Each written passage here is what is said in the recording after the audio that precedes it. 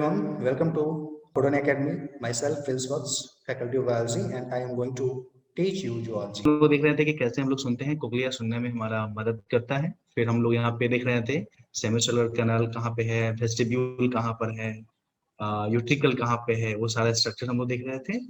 फिर हम लोग वेस्टिबुलर एपिटस के बारे में डिस्कस किए थे। यूट्रिकल ऊपर में है, सैक्यूल नीचे में है, और यूट्रिकल के साथ लगा हुआ है 3 ठो सेमी सर्कुलर कैनाल। ठीक है, ये उसका सेमी सर्कुलर कैनाल का फिगर हम आपको दिखा रहे हैं। ठीक है, मैकेनिज्म ऑफ हियरिंग भी हम लोग डिस्कस कर चुके हैं, सेमी सर्कुलर कैनाल के बारे में हम लोग डिस्कस कर रहे थे। ठीक है, आज यहीं से स्टार्ट करेंगे। हाँ, एक तो बड़ा मजेदार फिगर है हमारा। जनरली हम लोग कान में उंगली करते रहते हैं ना, यहाँ से सीवम जो हमारा सेरेमिनस लिक्विड जो होता है उसको निकालते हैं कान में जब जाम हो जाता है। ज्यादा कान में उंगली नहीं करना चाहिए। देख रहे हो, ईयर ड्रम इस आदमी का फट गया, सुनाई ही नहीं पड़ेगा इसको, फिर ऑपरेशन करवाना पड़ेगा, ईयर ड्रम को सिलवाना पड़ेगा उसको। तो कान में उंगली आदमी को नहीं करना चाहिए, या नहीं होता है गीला चीज लेके नहीं करना चाहिए। चलो आगे हम लोग सेमी सर्कुलर कैनाल के बारे में डिस्कस करते हैं। पिछले क्लास में हम लोग डिस्कस कर चुके थे, 2 ठो वेंट्रिकल होता है, एक हॉरिजॉन्टल होता है, एक दूसरे का परपेंडिकुलर है ना। और इसका एक एंड जो होता है वो स्वॉलन होता है, फुला हुआ होता है। ठीक है, और वो जो स्वॉलन एंड है उसको हम लोग मैकुला सॉरी एम्पुला के नाम से डिस्कस करते हैं। हम लोग आज इससे आगे डिस्कस करें। ठीक है, और ये फील्ड किससे होता है, तो एंडोलिम्फ से होता है, तुम्हें पता ही है, एंडोलिम्फ से फिल किया हुआ होता है। नेक्स्ट इंपॉर्टेंट पॉइंट जो हमारा है वो ये है कि ये जो हमारा है रोटेशनल मोशन में को पता करने में हमारी मदद करता है। ठीक है, ये हमारा रोटेशनल, जब आप घूमते हैं चक्कर आता है आपको ना, रोटेशनल मोशन जो है उस मोशन को पता करने में हमारी मदद करता है। गर्दन हिलाते हैं तो पता चलता है गर्दन रोटेट कर रहा है ना। चलो इसका थोड़ा फिगर दिखा कि कैसे पता चलता है कि हम रोटेट कर रहे हैं। ठीक है, मैं एक फिगर लेता हूँ, बनाता हूँ यहाँ पे। चलो एक तो सेमी सर्कुलर कैनाल लेते हैं। ठीक है, ये यूट्रिकल, यूट्रिकल के साथ लगा हुआ है ये एम्पुला। एम्पुला जो है उसमें ऐसे सेमी सर्कुलर कैनाल यहाँ पे लगा हुआ है। खुला हुआ पार्ट को हम लोग एम्पुला बोलते हैं, हम लोग को पता है। ठीक है, अगर तुम यहाँ पे देखो तो तुमको ये पता है कि इसके अंदर में लिक्विड भरा हुआ है, और उस लिक्विड को हम लोग एंडोलिम्फ के नाम से जानते हैं ना। एंडोलिम्फ के नाम से इसको हम लोग जानते हैं। ठीक है, ध्यान देना, ये जो एंडोलिम्फ है, अगर हम लोग एम्पुला के बारे में ठीक से देखें तो, एम्पुला को अगर ठीक से देखें तो 3 ठो एम्पुला है, और वर्टिकल तीनों जो है एक दूसरे का परपेंडिकुलर है ना। इस एम्पुला का अगर तुम दीवार देखोगे ना अंदर से, तो उसके दीवार बड़ा ही यूनिक मिलेगा। एम्पुला का दीवार जो है ना, कुछ जो है ऐसे ऊपर की तरफ बढ़ा हुआ होता है। ठीक है, लगता है उभार हो गया। एम्पुला के दीवार में तुमको उभार दिखेगा, और ध्यान देना कहीं पे भी अगर उभार दिखने को मिले ना, तो बायोलॉजी में उभार को हम लोग बोलते हैं क्रिस्टा। क्रिस्ट नहीं होता है, क्रिस्ट का मतलब होता है ऊपर खावर। ऊपर खावर में एक क्रिस्ट होता है, एक ट्रफ होता है। क्रिस्ट मतलब ऊपर हो जाना, और ट्रफ का मतलब नीचे चला जाना। इसको हम लोग क्रिस्टा के नाम से जानते हैं। ठीक है, this one is known as crista. ठीक है, एम्पुला में प्रेजेंट है इसलिए क्रिस्टा एम्पुलारिस भी बोलते हैं बहुत सारे लोग, लेकिन हम लोग सीधे क्रिस्टा बोलेंगे, काहे बेकार में इसको लेंदी नाम दे ना। चलिए जी, इस क्रिस्टा के बारे में तो हम लोग डिस्कस करते हैं, बहुत ही महत्वपूर्ण अंग है। इसको बाहर निकाल के अपन देखते हैं। ठीक है, मैं लाल कलर से इसको ऐसे काट लेता हूं, और काट करके मैं नीचे बढ़ता हूं। अगर हम लोग यहाँ पे क्रिस्टा को देखें कि भाई साहब ये कैसा है, तो कुछ ऐसा दिखेगा। बड़ा करके हम दिखाते हैं तो, ठीक है। क्रिस्टा पे तुमको बहुत सारे ऐसे ये फैला हुआ है संरचना क्रिस्टा हमारा। क्रिस्टा पर तुमको बहुत सारा कुछ इस तरीके से सेल दिखेगा, एपिथेलियल सेल। और खास बात है कि ये एपिथेलियल सेल भी जो हमारा है हेयर सेल ही है। इसके ऊपर में भी स्टेरकोसिलिया लगा हुआ होगा, जैसे वहां पे टेक्टोरियल प्लेट के नीचे हेयर सेल था, स्टेरकोसिलिया उस हेयर सेल पे प्रेजेंट था, वैसे यहाँ पे भी प्रेजेंट है। ठीक है, ये हेयर सेल है। ठीक है, हेयर यहाँ पे लगा हुआ है। चलो हम हेयर को थोड़ा बड़ा बड़ा बना दे। ठीक है, this one is hair cell. ठीक है, ये हमारा जो सेल है क्रिस्टा पे जो प्रेजेंट है, ये क्रिस्टा हमारा हुआ। ठीक है, और क्रिस्टा पे जो हमारा प्रेजेंट है that one is hair cell. ठीक है, चलिए जी लिख देते हैं हम लोग इसको। यहाँ पे क्रिस्टा पे हेयर सेल प्रेजेंट, ठीक ना। एक और खास बात तुमको बता दें, ये जो हेयर सेल तुम देखोगे तो इस हेयर सेल में क्या है, जैसे नहीं होता है तुम्हारे बाल में कभी कभी गोंद चपक जाता है या कोई कुछ डाल देता है, मान लो फेविकॉल का डिब्बा तुम्हारे माथे पे उड़ेल दिया ना, सारा बाल एकदम सट जाए, कुछ ऐसे ही यहाँ पे भी होता है। अगर हम लोग गौर से देखें तो हमें समझ में आएगा कि ये जो हेयर सेल है ना, इसके ऊपर में भी फेविकॉल का डिब्बा जो है ना पूरे लगे है, इस पे भी कुछ जो है ग्लू है, वो ग्लू जो है इसके ऊपर में आकर के ऐसे फैल गया है, और इस कारण से सारे के सारे हेयर जो है ना आपस में चिपक गया है, ठीक है। सारी का सारी जो है वो आपस में एक जेली से, जेली जो होता है चिपचिपा पदार्थ है, उससे चिपक गया, ठीक है ना। तो हम लोग यहाँ पे एक पॉइंट बोल सकते हैं, हम लिख देते हैं यहाँ पे, ठीक है, एक मिनट जो हम लिख ही देते हैं, हम लिख सकते हैं यहाँ पे कि hairs are glued by jelly, ठीक है, जेली के द्वारा उसको एकदम चिपका दिया गया। और चिपकने के बाद ये जो तुम्हारा बना है, ये जो हमारा पूरा स्ट्रक्चर जो बना है, ये चिपकने के बाद इस स्ट्रक्चर को हम लोग स्पेशल नाम देते हैं, कॉल्ड क्या, क्यूपुला के नाम से जानते हो उसको, CUPULA, क्यूपुला के नाम से हम लोग डिस्कस करेंगे। मतलब क्या, ये हेयर सेल्स का जो हेयर आपस में चिपक के जो बना है, उस संरचना को हम लोग क्यूपुला बोलते हैं, ठीक है, क्यूपुला के नाम से इसको हम लोग डिस्कस करेंगे, ठीक ना। ओके, फिर वो कब आई तुम पता भी नहीं चला हमको, लड़की कब आती है कब जाती है किसी को नहीं पता चलता, अभी आई है। नहीं सर, 10-16 में। वाह, जानी होगी। चलो, तो ये क्यूबुला हमारा है, ठीक है। और तुमको तो पता है कि अंदर में क्या भरा हुआ है, एंडोलिम, एंडोलिम हमारा भरा हुआ है। चलो एंडोलिम को हम लोग दिखा देते हैं यहाँ पे, ठीक है, एक मिनट, मैं थोड़ा कलर ही कर देता हूँ। ये हमारा एंडोलिम भरा हुआ है अंदर में, है ना, एंडोलिम भरा हुआ है, ये एंडोलिम हमारा, ठीक है, पूरा का पूरा एंडोलिम यहाँ पे भरा हुआ है, इधर भी भरा हुआ है। तो यहाँ पे इधर जो है साइड में इधर क्या है, एंडोलिम हमारा भरा हुआ है।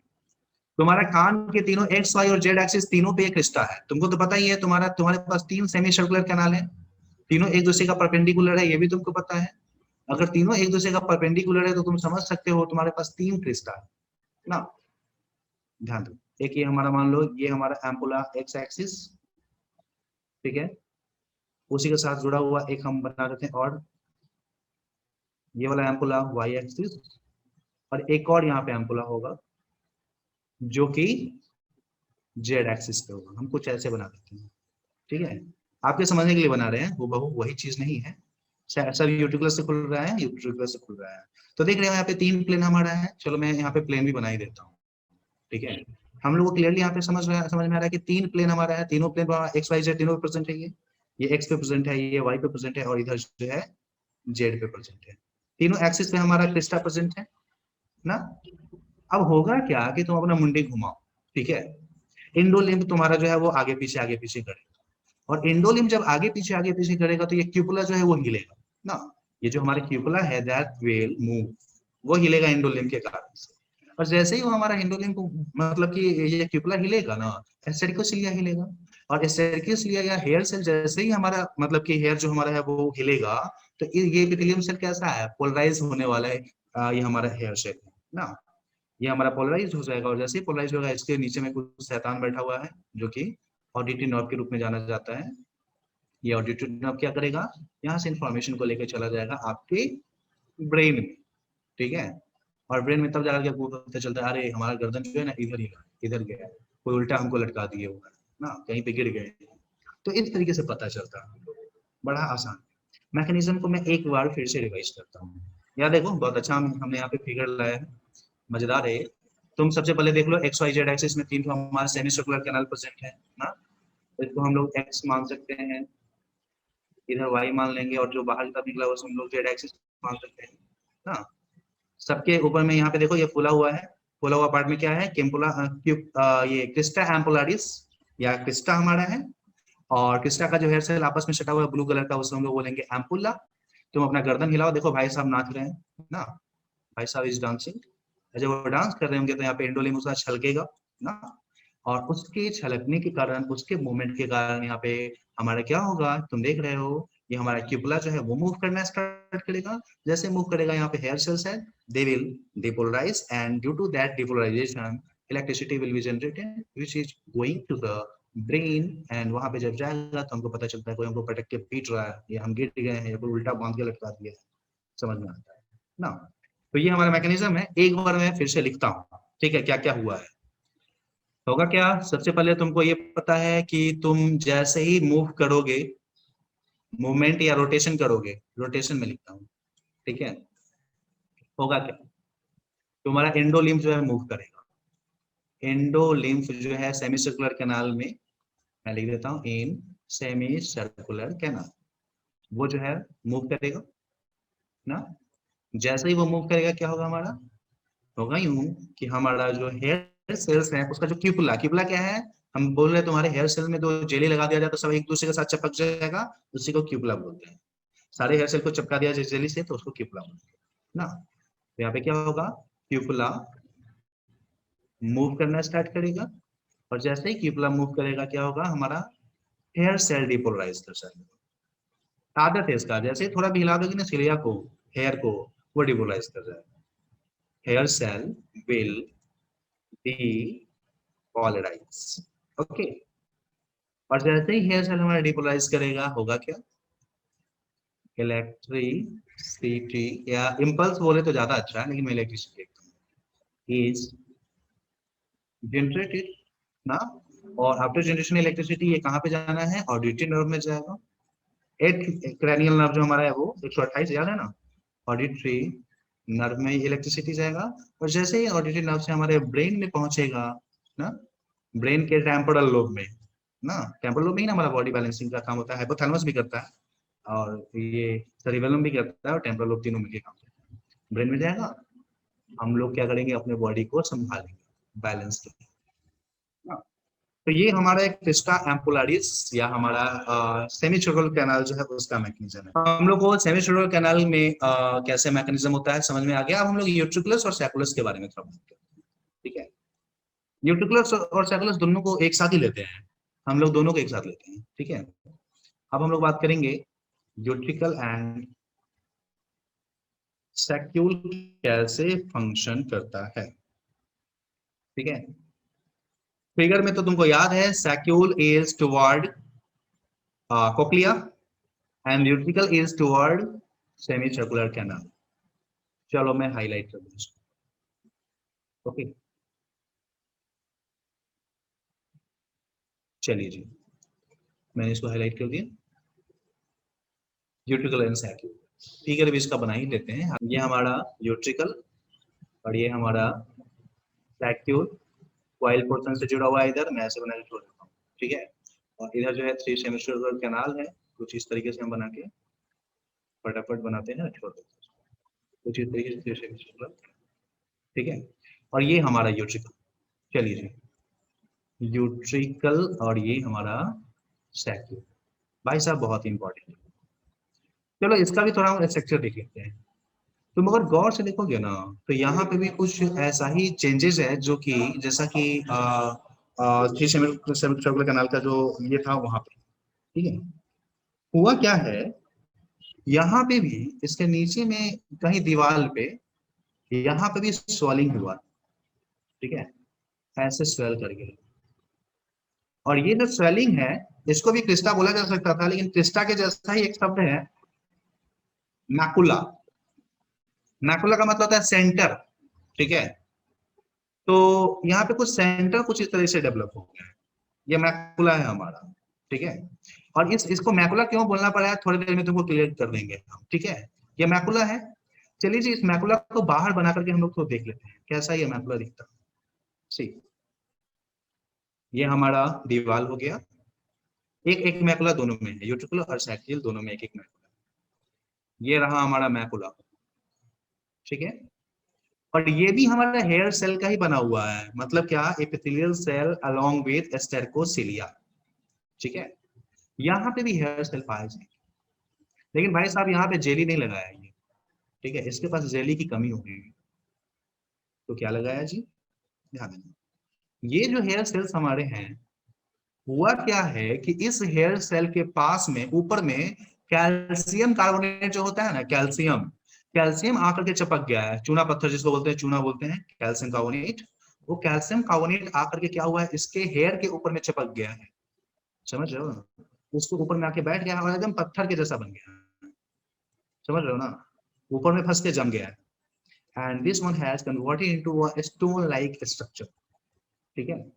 मतलब क्या, नीचे से जो हमारा हेयर सेल है, ऊपर में हेयर सेल का जो फुनगी है, top of the hair cell, this one is getting attached with what, getting attached with this structure, ठीक ना।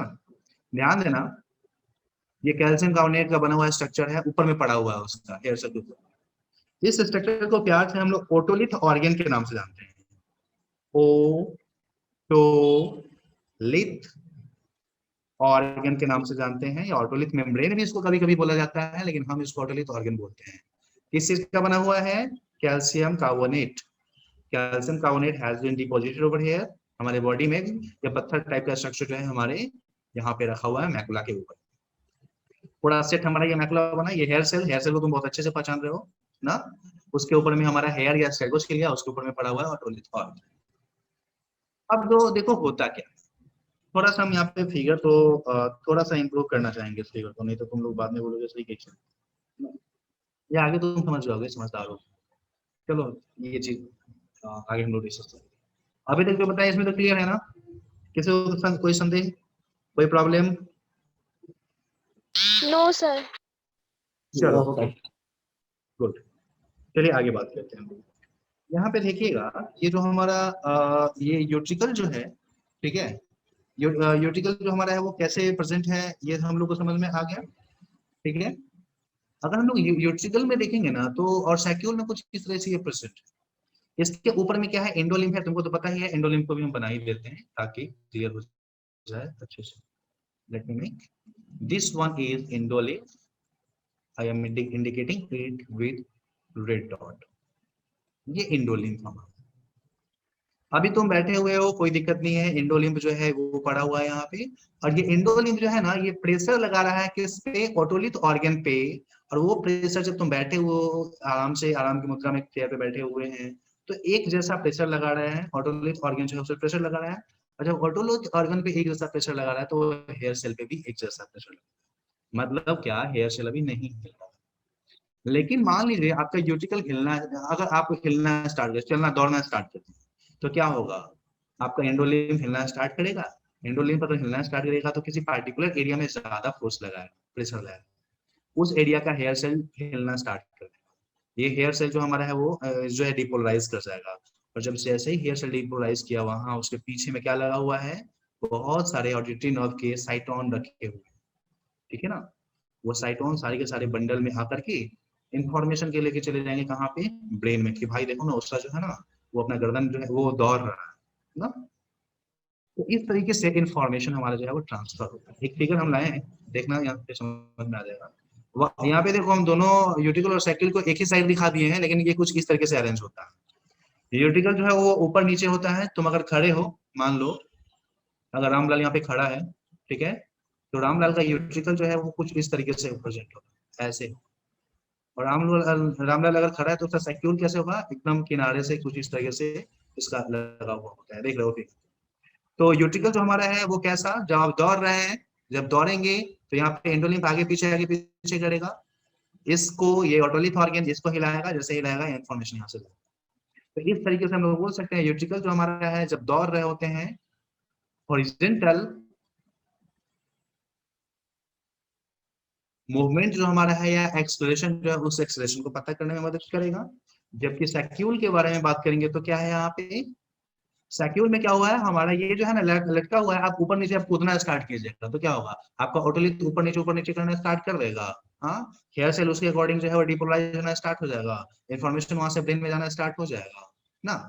तो ये जो ऐसा एनिमे कुछ इस तरीके से है कि ये हमारा वर्टिकल एक्सलेशन जो है उसको पता करने में मदद करता है ना। तो इस तरीके से यूट्रिकल जो हमारा है वो, और सैक्यूल जो हमारा है वो, यहाँ पे क्या क्या स्ट्रक्चर है मैं यहाँ पे लिख देता हूँ इसको फिर से, ठीक है, ध्यान दें। ये तो हमारा हेयर सेल दिखा रहे हैं, दोनों दोनों में है ना, एक ही जगह लिखते हैं, ये हमारा हेयर सेल ना, हेयर सेल के ऊपर में ये जो हमारा है ये हेयर है, या इसको स्टेगोसिलिया भी बोल सकते हैं हम लोग ना, दिस वन इज हेयर। और उसके बाद ये हमारा क्या है, this one is otolith organ, otolith organ, जिसके हिलने के कारण क्या होता है, डिपोलराइजेशन होता है। और ये जो कलर दिख रहा है ये क्या है हमारा, एंडोलिम्फ है, एंडोलिम्फ, यही तो हिलता है तो ओटोलिथ ऑर्गन हिलेगा ना, समझ रहे हो ना। सॉरी। तो ये टोटल मैकेनिज्म है, आई थिंक तुम लोग को समझ में आ रहा है, आया ना सौरभ, बोलो। Yes sir. ओके चलिए जी, इसको हम फिर से पूरा समरी लिख देते हैं कैसे मैकेनिज्म है इसका, ठीक है। Mechanism of linear acceleration, linear acceleration, linear acceleration के लिए सैक्यूल और यूट्रिकुलर हमारा जो है वो रिस्पॉन्सिबल है। सैक्यूल जो है वो वर्टिकल लीनियर एक्सेलरेशन और यूट्रिकल जो हमारा है वो हॉरिजॉन्टल लीनियर एक्सेलरेशन। होता क्या है, जब आप रन करते हैं, ठीक है, चाहे आप अपवर्ड करें, छत पे चढ़ने का कोशिश करें, या आप हॉरिजॉन्टल करें, आप दौड़ना स्टार्ट कर दिए हैं, कोई भी लीनियर मूवमेंट कीजिए, जैसे ही रन करेंगे क्या होगा, एंडो लिम्फ ऑफ सैक्यूल या यूट्रिकल दोनों में से किसी एक का मूव करना स्टार्ट करेगा ना, और जैसे ही उसका मूवमेंट होना स्टार्ट होगा क्या, ओटोलिथ ऑर्गन। अब देख लो तुम दौड़ रहे हो या छत पे चढ़, कहां पे कर रहे हो उसके अकॉर्डिंग वो वाला ओटोलिथ ऑर्गन जो है वो मूव करेगा, ठीक है। वो मूव करेगा तो क्या होगा, हेयर सेल डिपोलराइज करेगा ना, और जब हेयर सेल डिपोलराइज किया then what is going to happen, auditory nerve में हमारा जो है इलेक्ट्रिसिटी सिग्नल जाएगा, इलेक्ट्रिकल सिग्नल जाएगा, which one is going to arrive at where, brain, brain के टेम्पोरल लोब में जाएगा। और यहाँ से हम लोग को समझ में आता है कि भैया हम दौड़ रहे हैं, कितना तेजी से दौड़ रहे हैं वो हमको पता चल रहा है, जितना तेजी से हमारा ओटोलिथ ऑर्गन हिला उतना तेजी से दौड़ रहे हैं ना। तो ये सिंपल मैकेनिज्म हमारा था।